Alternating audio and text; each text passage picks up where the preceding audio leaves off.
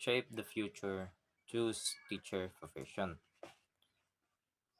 Good morning, everyone. As you stand here at the end of your senior high school journey, I know many of you are asking, what next? What career? Well, let me grow, make a difference, and build a stable future. Today, I am here to tell you teacher education is that career. Teaching isn't just a job, it is a profession that shapes minds, communities, and the very future of our country. And in the Philippines, our laws and policies recognize his value by granting teacher clear rights, privileges, and benefits that make it a secure and rewarding path. Let's walk through what this meant for you. Why choosing teaching? First, uh, let's talk about why teaching matters. Uh, every doctors, engineer, leader, artist, they all had a teacher who guide them. When you become a teacher, you don't just teach lesson, you teach people how to think, dream, and success. It also a career that never goes out of style. With our growing population and evolving education system, the demand for qualified teachers will always be there. Plus, you never stop learning. You attend trainings, workshops, and even get opportunities for further studies, which means your own growth never stop. But beyond purpose and growth, the Philippines government has put in place laws to ensure you are protected, supported, and rewarded. Let's dive into those rights and benefits. Your rights are backed by law.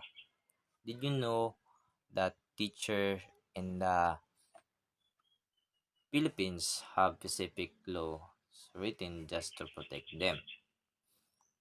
The most important is the Magna Carta for Public School Teachers, Republic Act number 4670, which outlines your rights, working condition, and benefits. There are also the Education Act of 1982, Batas Pambansa BLG 232, which defines your role and responsibilities alongside your privilege.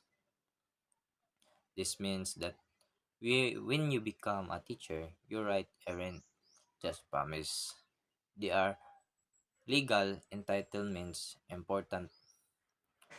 Most of these benefits apply primarily to public school teachers, but private schools also have their own competitive compensation package and are regulated by national labor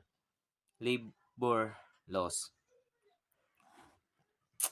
Professional right and privilege. First, your professional rights. You have the right to grow. This means paid or subsidized training, scholarship for master or doctoral degrees, and opportunities to attend national and international conference. You also get to have a say. Teachers are consulted when schools or the government policies that affect teaching and learning. Your work environment matters too. The law set limits on teaching hours, usually not more than 6 hours of actual classroom teaching a day with additional time set aside for preparation and other tasks, all within reasonable limits. You also be provided with proper classroom, materials, and resources to do your job well. And importantly, you have you are protected from any form of harassment, discrimination, or unfair treatment.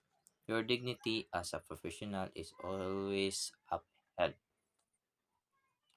Um, Financial security and benefits. Now, let's talk about financial security. Sometimes we all care about teacher receive competitive salaries that are adjusted regularly through salary standardization laws. On top of your basic pay, you get various allowances,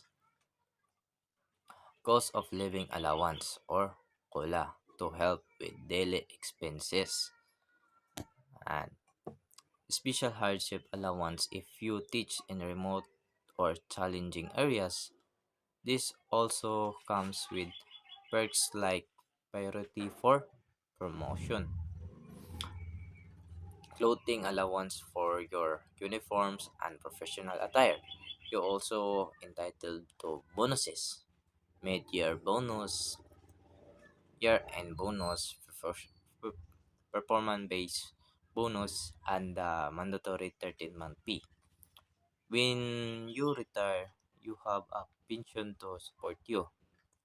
You can access low interest loan for housing, education, or emergency through government agency like GSIS or Pag-ibig. This isn't just a job that fulfills your heart, it also takes care of your wallet and your future. Well-being, live, and health benefits. Your well-being is also a priority. You have earned vacation and sick leave credits every year, which you can use or even convert to cash. If unused, if you start a family, you get a extended maternity or paternity leave with full pay, so you don't have to choose between your career and your loved ones. Once to study more, you can apply for study leave paid time off to complete your master or doctorate or to take professional courses. You also get comprehensive healthcare covered coverage not just for you but also often for your family too. Whether it's regular checkup or major medical needs, you're supported. Extra perks and growth opportunities. And there's more. Teachers often get priority in government housing project, making easier to own a home.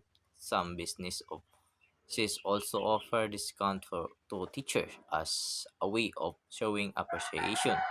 Your hard work is also recognized through award from school level recognition to national honors like Metrobank Foundation, outstanding teachers, and if you want to grow beyond the classroom, you can advance to leadership roles like head teachers or principal, or specialize in areas like guidance, counseling, curriculum design, or educational management.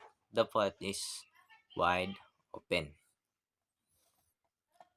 Friends, when you choose teacher education, you choosing a career where you make a difference and where you're taking care of. You have rights backed by law, benefits that support your life and growth, and a community that values your work. The Philippines needs more passionate, skilled teachers like you. As you decided your next step, we hope you consider this path one that doesn't just build your own future, but builds the future of our country. Thank you, and we encourage you to ask any question you may have. Once again, thank you.